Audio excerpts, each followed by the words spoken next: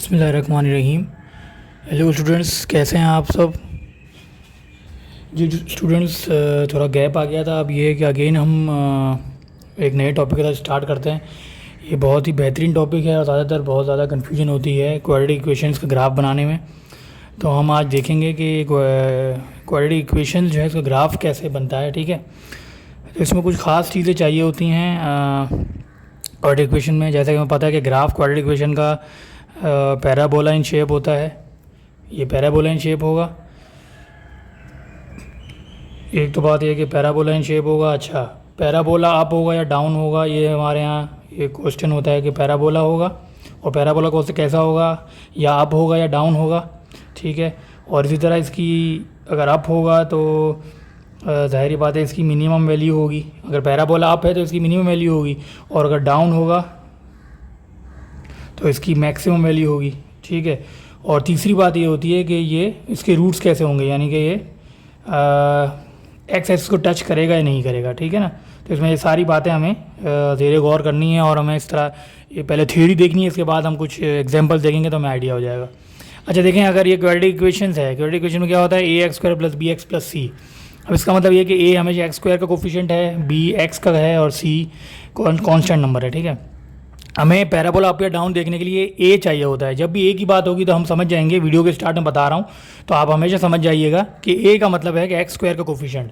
अब अगर a whenever a is greater than 0 तो ये पैराबोला सिंपल होगा। जो पैराबोला बनता है पैराबोला डाउन, और इसकी मिनिमम वैल्यू होगी। ठीक है, पैराबोला डाउन होगा और मिनिमम वैल्यू होगी। अगर ए यानी coefficient of x y less than 0 है तो ये अप होगा, मैक्सिमम वैल्यू होगी।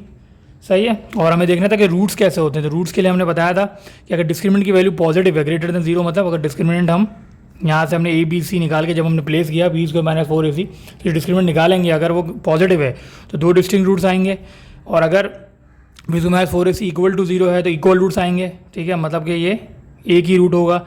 और इसके अलावा अगर डिस्क्रिमिनेंट लेस देन 0 है तो कोई भी रियल रूट नहीं होगा, यानी कि ये टच नहीं करेगा। अभी तो इंटरसेक्ट कर रहा था, पॉजिटिव हो तब भी लाइन और कर्व इंटरसेक्ट करेंगे, लाइन एक्स एक्सिस भी हो सकता है। ठीक है, और इसी तरह अगर इक्वल टू 0 तब भी ये टच करेगा।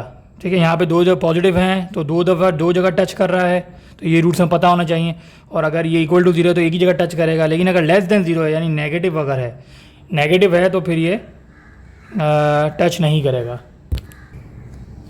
अच्छा, हमें स्टूडेंट्स कुछ बातें याद रखनी है। देखें कि एक और जो बातें हैं हमने देखा था कि वो इंटरसेक्ट करेगा नहीं करेगा। इसके अलावा हमें मिनिमम वैल्यू भी देखनी है, यानी कि वर्टेक्स है तो वर्टेक्स की वैल्यू क्या होगी। अगर किसी भी क्वाड्रेटिक इक्वेशन को हम इस फॉर्म में एक्सप्रेस कर सकें, ठीक है, किसी भी क्वाड्रेटिक इक्वेशन को x plus p whole square plus q, यानी p and q can be any constant number, अगर इस फॉर्म में अगर हम एक्सप्रेस कर सकें तो मिनिमम वैल्यू आएगी। जाहिर बात है, हमने देखा था।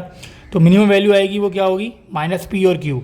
तो एक्स की माइनस पी वैल्यू पे, यानी एक्स की इस वैल्यू पे जो मिनिमम वैल्यू होगी वो ये आएगी। ठीक है, मिनिमम वैल्यू हमेशा वाई ही काउंट होगा, मिनिमम वैल्यू वाई काउंट होगा। और इन दोनों को मिला के हम पूरा पढ़ेंगे वर्टेक्स, इन दोनों को मिला के वर्टेक्स पढ़ेंगे अगर इक्वेशन इस तरह हो, इस तरह फॉर्म में हम शो कर सकें। इस तरह क्वाड्रेटिक इक्वेशन जो है वो हम नेगेटिव या नेगेटिव ऑफ द हो परफेक्ट स्क्वायर में अगर हम शो करें तो ये हमारे पास क्या होगा, एक्स मैक्सिमम वैल्यू यानी जो वर्टेक्स आएगा ऊपर की तरफ आएगा, यानी पैराबोला डाउन हो जाएगा। ये पैराबोला डाउन है।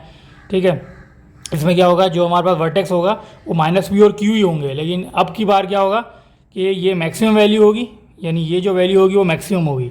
लास्ट टाइम क्या था कि जो क्यू की वैल्यू थी वो मिनिमम थी, ये हमें याद रखना है। क्यू की वैल्यू मिनिमम थी लास्ट टाइम जब पैराबोला डाउन था, और जब पैराबोला अप होगा तो ये जो वैल्यू होगी वो मैक्सिमम होगी। इसी तरह हमें ये भी देखना है कि कोऑर्डिनेट्स ऑफ द वर्टेक्स होंगे क्या है। ये जनरलाइज मैंने वर्टेक्स ही शो किया हुआ है यहाँ पे, तो ये सिर्फ उसको मैंने अलग से एक पॉइंट में लिख दिया है। Coordinates of the vertex of the curve are minus p and q. ठीक है, अच्छा वर्टेक्स हमने बताया भी है कि वर्टेक्स एक ऐसा पॉइंट है जो इंटरसेक्ट करता है कर्व और लाइन ऑफ सिमेट्री को। यहीं से लाइन ऑफ सिमेट्री भी पास होगी। ठीक है, हम देखेंगे आगे। ये देखें इक्वेशन लाइन ऑफ सिमेट्री क्या होगी, x equal to minus b upon 2 है। तो ये जो पॉइंट है ये कर्व और लाइन ऑफ सिमेट्री जहाँ इंटरसेक्ट हो रही है वो वर्टेक्स होगा हमेशा। तो जो हमारे पास जो थ्योरी होती है उसमें यही देखते हैं कि कर्व और ये जो होगा वो हमारे पास वर्टेक्स होगा।